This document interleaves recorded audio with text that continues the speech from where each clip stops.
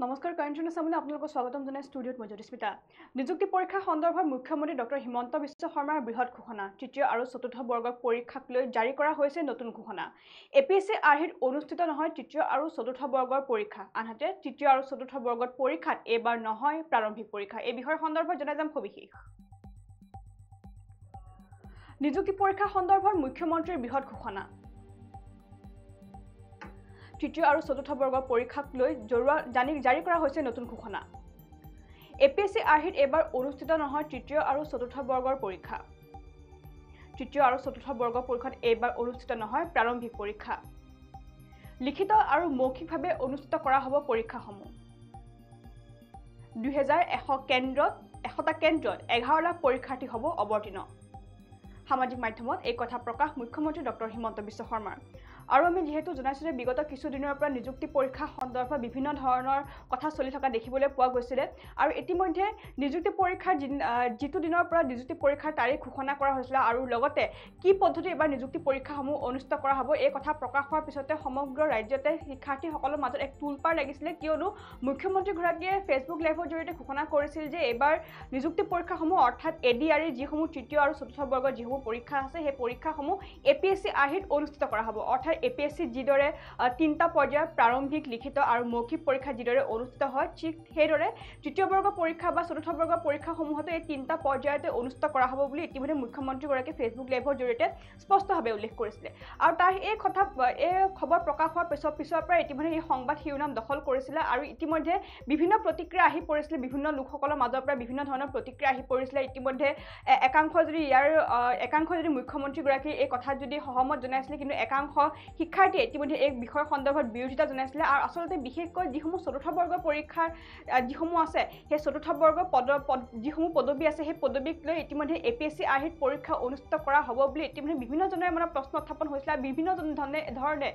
ইতিমধ্যে তুলুঙা মন্তব্য প্ৰদান কৰা দেখিবলৈ পোৱা গৈছিলে আৰু সেই সকলোবোৰৰ ওপৰত এতিয়া বিচাৰ বিবেচনা কৰি মুখ্যমন্ত্ৰীগৰাকীয়ে পুনৰ ফেচবুক লাইভৰ জৰিয়তে এক স্পষ্ট ঘোষণা কৰিছে আৰু শুকুৰবাৰৰ নিশাৰ ভাগত এই ফেচবুক লাইভ মুখ্যমন্ত্ৰীগৰাকীয়ে কৰিছিলে আৰু এই ফেচবুক লাইভৰ জৰিয়তে মুখ্যমন্ত্ৰীগৰাকীয়ে স্পষ্টভাৱে উল্লেখ কৰিছে যে কিন্তু এইবাৰ যিসমূহ তৃতীয় আৰু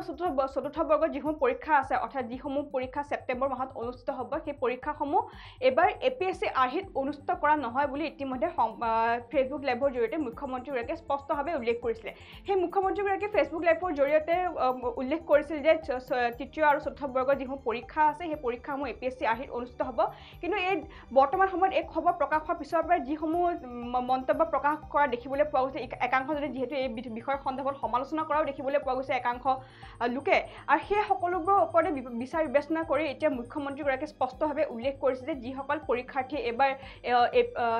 এডিআৰই পৰীক্ষাসমূহত অৱতীৰ্ণ হ'ব অৰ্থাৎ যিসমূহ পৰীক্ষাৰ্থী এবাৰ তৃতীয় আৰু চতুৰ্থ বৰ্গত যিসমূহ পৰীক্ষা আছে সেই পৰীক্ষাসমূহত অৱতীৰ্ণ হ'ব তেওঁলোকে এবাৰ এপিএছচি আৰ্হিত পৰীক্ষাসমূহ দিব নালাগে বুলি ইতিমধ্যে মুখ্যমন্ত্ৰীগৰাকীয়ে স্পষ্টভাৱে উল্লেখ কৰিছে আৰু লগতে যিহেতু তিনিটা পৰ্যায়ত পৰীক্ষাসমূহ অনুষ্ঠিত হোৱাৰ কথা আছিলে তিনিটা পৰ্যায়ৰ পৰা এটা পৰ্যায় বাদ দি এতিয়া দুটা পৰ্যায়তহে পৰীক্ষাসমূহ অনুষ্ঠিত কৰা হ'ব অৰ্থাৎ যি প্ৰাৰম্ভিক পৰীক্ষা হোৱাৰ কথা আছিলে অৰ্থাৎ যিসমূহ প্ৰিলিমছ পৰীক্ষা হোৱাৰ কথা আছিলে যিদৰে প্ৰথম পৰ্যায়ৰ এপিএছচি পৰীক্ষাসমূহত হয় সেই প্ৰিলিমছ অৰ্থাৎ সেই প্ৰাৰম্ভিক পৰীক্ষাসমূহ এতিয়া তৃতীয় আৰু চতুৰ্থ বৰ্গৰ পৰীক্ষাসমূহত অনুষ্ঠিত কৰা নহয় বুলি মুখ্যমন্ত্ৰীগৰাকীয়ে উল্লেখ কৰিছে আৰু লগতে লিখিত আৰু মৌখিকভাৱেহে এবাৰ পৰীক্ষাসমূহ অনুষ্ঠিত কৰা হ'ব বুলি পূৰ্বতে যিদৰে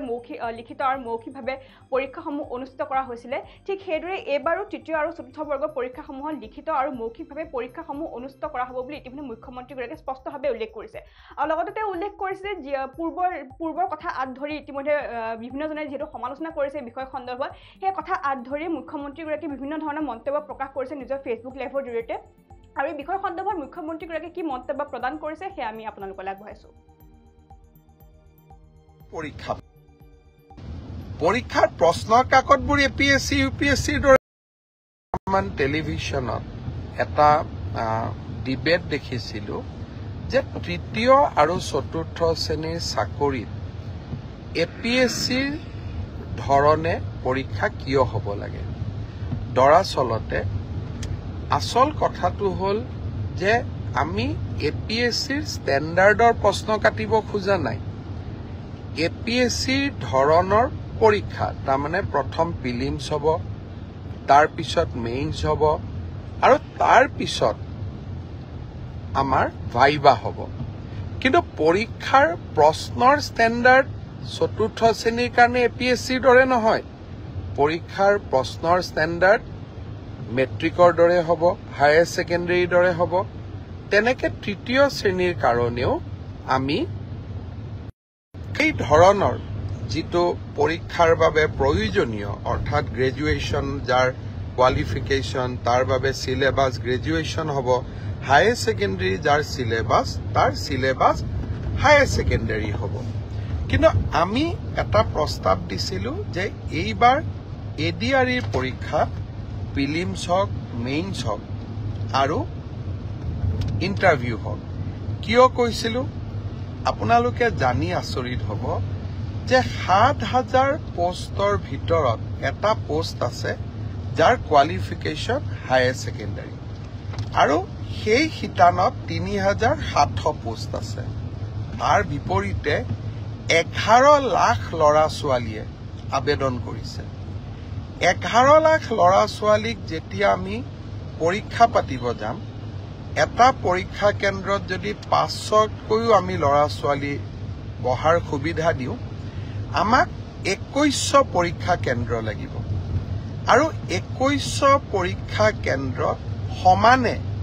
এটা পৰীক্ষাৰ কোৱালিটি মেইনটেইন কৰাটো অসম্ভৱ প্ৰত্যাহ্বানমূলক হৈ পৰে যেতিয়া আমি 2100 পৰীক্ষা কেন্দ্ৰত আমি পৰীক্ষা পাতিম কৰবাত ইনভিজিলেটৰজন ইমান ভাল কোৱালিটিৰ নহব পাৰে কৰবাত লিকেজ থাকিব পাৰে কৰবাত চাকৰিত ইজনে সিজনক সহায় কৰাৰো অভিযোগ থাকিব যদি আমি প্ৰিলিমছত এই অভাৱ বা অভিযোগ যিসমূহ থাকিসমূহৰ পৰা আমি যেতিয়া প্ৰিলিমছৰ পৰীক্ষাৰ ফলাফল দিম প্ৰিলিমছত 1 লাখ ল'ৰা ছোৱালীয়ে পাছ কৰিব আৰু 1 লাখ ল'ৰা ছোৱালীক আমি যেতিয়া মেইনছ পৰীক্ষা পাতিম তেতিয়া তাত পৰীক্ষাৰ কোৱালিটিটো আমি খুব সূক্ষ্মভাৱে মেইনটেইন কৰিব পাৰিম অৰ্থাৎ শেষলৈ গৈ যোনে চাকৰি পাব তাত কোনো ধৰণে কোনো কেণ্ডিডেটে কম্প্ৰমাইজ কৰি চাকৰি পোৱাৰ সুবিধা নাথাকে সেইকাৰণে UPSCৰ পৰীক্ষাই হওক APSCৰ পৰীক্ষাই হওক তিনিটা তৰপত পৰীক্ষা পাতে পৰীক্ষাৰ প্ৰশ্ন কাকতবোৰ APSC UPSCৰ দৰে নহয় দুজন মানে কৈ আছে চতুৰ্থ শ্ৰেণীৰ কাৰণে APSCৰ দৰে পৰীক্ষা কিয় হ'ব লাগে চতুৰ্থ শ্ৰেণীৰ ইণ্টাৰভিউত APR জনে ক্লাছ 10ৰ ষ্টেণ্ডাৰ্ডে পৰীক্ষাৰ প্ৰশ্নৰ উত্তৰ দিব কিন্তু প্ৰিলিমছ আৰু মেইনছৰ মাজেদি যেতিয়া সৰকি আহিব তেতিয়া চাকৰি যোগ্যজনে পাব মোৰ এটাই লক্ষ্য আছিলে যে চাকৰি যাতে যোগ্যজনক বাদ দি আন কোনোৱেও নাপায় কাৰণ চৰকাৰী চাকৰি যোগ্যতাৰ আধাৰত হলে আমাৰ ছাত্ৰ ছাত্ৰীসকলৰ শিক্ষা ব্যৱস্থাৰ ওপৰত আস্থা উভতি আহে যোৱাবাৰ আমাৰ এটা পৰীক্ষাত কেণ্ডিডেট আছিল 6 লাখ এইবাৰ এটা পৰীক্ষাত হ'ব আমাৰ কেণ্ডিডেট 11 লাখ প্ৰিলিমছ মেইনছৰ মাজেদি আমি আহিলে আমাৰ বহুখিনি চেক এণ্ড বেলেন্স আমি কৰিব পাৰিলোহেঁতেন কিন্তু যি নহওক মই বিশ্বাস কৰোঁ যে চৰকাৰৰ সিদ্ধান্ত যিমান হওক আমি বিতৰ্কৰ ঊৰ্ধত ৰাখিব লাগে দুই এজন ৰাজনৈতিক দলে হওক আমাক বেয়া পোৱা দুই এজন ব্যক্তিয়ে হওক চৰকাৰৰ প্ৰতিটো কথাতে তেওঁলোকে বিতৰ্ক হোৱাটো বিচাৰে আৰু বিতৰ্কৰ পৰা তেওঁলোকৰ যে কিবা লাভ হয় এনেকুৱা নহয় যেন বিতৰ্ক কৰি চৰকাৰখনৰ ভাল প্ৰচেষ্টাসমূহকো তেওঁলোকে যাতে কৰবাত নিগেটিভিটিলৈকে ৰূপান্তৰ কৰিব পাৰে সেইবাবে ময়ো সাৱধানে থাকিব খুজিছো এইবাৰ আমি প্ৰিলিমিনাৰী পৰীক্ষা নাপাতো মেইনছ আৰু ভাইভা ভচিৰ মাজেদিয়ে আমি পৰীক্ষাৰ ৰিজাল্ট দিম অৱশ্যে 11 লাখ ছাত্ৰ ছাত্ৰীয়ে যেতিয়া 2100 পৰীক্ষা কেন্দ্ৰত পৰীক্ষা দিব ই এটা ভীষণ প্ৰত্যাহ্বানমূলক হ'ব কেনেকে পৰীক্ষা পাতিব পাৰিম 2100 স্কুল কলেজ ই এটা ডাঙৰ প্ৰত্যাহ্বান হ'ব চৰকাৰী বিষয়াসকলে এই বিষয়ে আলাপ আলোচনা আৰম্ভ কৰিছে ৰাইজৰো সহযোগিতা লাগিব কি ধৰণে পৰীক্ষা ইয়াতো বিতৰ্কৰ ওপৰত ৰাখিবৰ কাৰণে ৰাইজৰো আমি সহায় ল'ব পাৰো তাৰ বিষয়ে আমি চিন্তা চৰ্চা কৰিছো সময়ত আমি আপোনালোকক কম 3 অক্টোবৰৰ পৰা পুলিচৰ ইন্টাৰভিউ আৰম্ভ হ'ব তাত এনেকুৱা কোনো অসুবিধা নাই যোৱাবাৰ যেনেকৈ নিযুক্তি হৈছিল এইবাৰো হ'ব আৰু শিক্ষকৰ নিযুক্তিৰ ক্ষেত্ৰতো আমি ইতিমধ্যে ব্যৱস্থা আৰম্ভ কৰিছো আৰু ইয়াতো বহুত বেছি বিতৰ্কৰ অৱকাশ নাই আৰু এইবিলাকত নিশ্চিত কোৱালিফিকেশ্যন লাগে কাৰণে কেণ্ডিডেটৰ সংখ্যাও কম কিন্তু